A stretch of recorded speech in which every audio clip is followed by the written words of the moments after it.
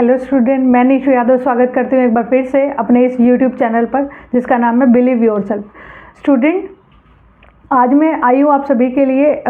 मेरे एक स्टूडेंट के मैसेज था कि मैम CUET और 12th बोर्ड को कैसे मैनेज करें, कुछ समझ नहीं आ रहा। एक का नाम तो मैंने पढ़ा था, बाकियों का नाम नहीं पढ़ा था, इसलिए ले लेती हूँ। कई बार बोलते हैं बच्चे वीडियो में मैम नाम लिया करो। वंदना का मैसेज आया था, वंदना यादव। तो स्टूडेंट, लेकिन ये कॉमन क्वेरी है, बहुत सारे और भी मेरे व्यूअर्स थे जिन लोगों ने ये क्वेश्चन पूछा था। ठीक है, तो सबसे पहले CUET और बोर्ड को कैसे एक साथ मैनेज करें, ये एक बड़ा क्वेश्चन है अपने आप में, लेकिन मैनेज हो सकता है क्योंकि सिलेबस दोनों का सेम है, जैसा आप लोगों को पता है, आप लोग देख भी रहे हैं। देखो, मैं ये कहना चाहूँगी, जिनके बोर्ड में एग्ज़ाम कम रह जाते हैं किसी भी रीज़न की वजह से, वो अगर CUET देते हैं और उनका अच्छे कॉलेज में एडमिशन हो जाता है, तो मतलब ये लगता है कि उन्होंने लाइफ में कुछ अचीव कर लिया, क्योंकि कॉलेज बहुत मैटर करता है कि आपने डिग्री अल्टीमेट की कहाँ से है ना। तो अब एक जो मिडिल लेवल स्टूडेंट है या एवरेज लेवल स्टूडेंट है ना, या लोअर लेवल है, वो अब ये कॉलेज, अच्छे कॉलेज का सपना देखने से भी डरते हैं। सबसे पहले मैं ये बोलूँगी कि CUET एक मल्टीपल चॉइस एग्ज़ाम है ना। आप लोग पूरा 12th का वो कोर्स है पढ़ते हो, तो लेकिन ऐसा कोई शॉर्ट ही नहीं है जो 12th में इंटेलिजेंट है उनका CUET हो जाएगा या फिर अच्छे कॉलेज में एडमिशन मिल जाएगा, नहीं। क्योंकि स्टूडेंट, दोनों एग्ज़ाम की जो अप्रोच है वो बिल्कुल अलग अलग होती है। 12th बोर्ड का जो एग्ज़ाम होता है वो सब्जेक्टिव होता है, और जो CUET का एग्ज़ाम होता है वो ऑब्जेक्टिव होता है। ठीक है, तो कई बार स्टूडेंट सब्जेक्टिव में बहुत अच्छा होता है लेकिन ऑब्जेक्टिव में नहीं होता है, क्योंकि उसे कॉन्फिडेंस होता है जब वो बोर्ड में होता है, तो मतलब बोलते हैं ना कि भाई हाँ, उसका कॉन्फिडेंस पहले से ही है क्योंकि वो टॉपर है, तो वो अपने आप को कहीं ना कहीं वो ऑब्जेक्टिव के लिए तैयार नहीं करता, उसे लगता कि उसे सब आता है। लेकिन ऑब्जेक्टिव की अपने आप में एक अलग स्ट्रेटेजी होती है। तो ये वीडियो मैं अपने उन सभी स्टूडेंट के लिए बनाना चाहूँगी जो मिडिल है या एवरेज है और पुअर है और CUET की तरफ जाना चाहते हैं, लेकिन पढ़ने में बोर्ड में बहुत, मतलब 12th में बहुत अच्छे नहीं है, मीडियम है ना। तो अब वो कैसे CUET को एक साथ मैनेज कर सकते हैं। वो तो बोल रहे हैं मैम एक बोर्ड का तो हो नहीं रहा है, CUET का एक साथ कैसे करें, फिर एग्ज़ाम साथ साथ में आ जाता है, 2 मंथ्स में ये भी नहीं हो पाता है ना। स्टूडेंट, मैं ये कहूँगी कि देखो, 2 मंथ्स में नहीं हो पाएगा इतना टाइम, ये बात बिल्कुल सच है कि जो बच्चे साथ साथ लेकर प्रिपरेशन चलते हैं उनको डेफिनेटली अच्छा कॉलेज मिल ही जाता है। अब आप लोग साथ साथ लेकर कैसे चले, क्वेश्चन ये है। ठीक है, आप देखो, रूटीन के लिए जो पढ़ रहे हो ना, जो जिस भी पर्टिकुलर ABC जिस भी स्कूल में हो, जिस भी बोर्ड में हो, ये सबके लिए है ये वीडियो।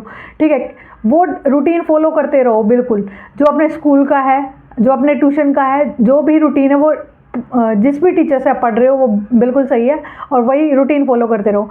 बस एक काम कर लेना मेरे कहने के अकॉर्डिंग, जो शाम को एक घंटा निकाल लेना, सिर्फ 1 घंटा, जिसमें आप सिर्फ MCQ करोगे। ठीक है, जैसे वीक में 6 डेज होते हैं, मतलब एक डे तो आप खराब ही कर देते हो ना ऑब्वियसली, पढ़ने के 6 दिन। ठीक है, तो 6 दिन बना लो, 3 दिन क्या एक पर्टिकुलर सब्जेक्ट को दे दो आप लोग, यानी अकाउंट्स के आप लोग न्यूमेरिकल सोल्व करोगे, यानी MCQ फॉर्मेट।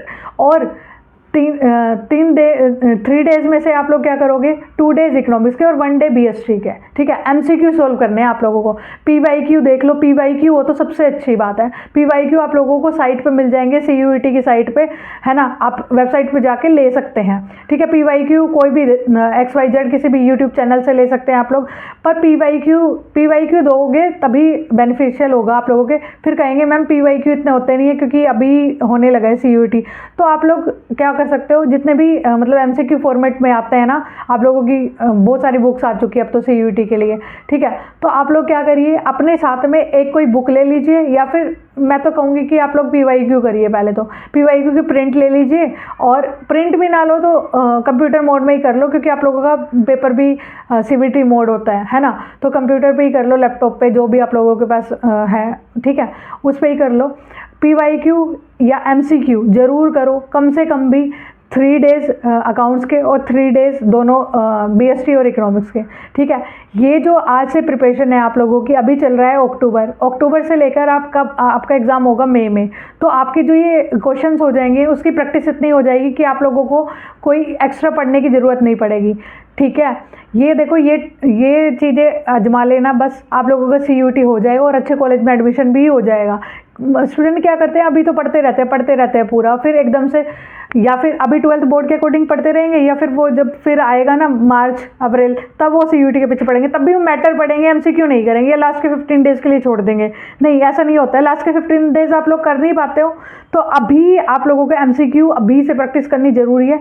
1 आवर मेरे कहने से सिर्फ 1 आवर डेली के प्रैक्टिस के लिए दे दो, एमसीक्यू के लिए। ठीक है स्टूडेंट, मैं एंड करती हूँ मेरी इस वीडियो का। अगर आप लोगों की अदर क्वेरी है तो फिर कमेंट सेक्शन में बताना, या मेरे को पर्टिकुलर जिन बच्चों ने मेरा कोर्स ले रखा है तो आप लोग मेरे को ऐप में मैसेज कर सकते हो, फिर मैं आप लोगों के लिए, क्योंकि किसी 1-2 स्टूडेंट का क्वेश्चन होता है तो मैं सभी के लिए बता देती हूँ, क्योंकि अल्टीमेट सभी 11th-12th के स्टूडेंट की क्वेरी होती है ये, और क्यूरियोसिटी होती है, कोई पूछ नहीं पाते, तो इसलिए मैं सभी के लिए एक वीडियो बना देती हूँ ताकि पर्टिकुलर किसी बच्चे को बात भी ना करना पड़े और मेरी बात आप सभी तक पहुँच भी जाए। स्टूडेंट तो आप सभी हो ना मेरे। ठीक है स्टूडेंट, मैं एंड करती हूँ मेरे इस वीडियो का।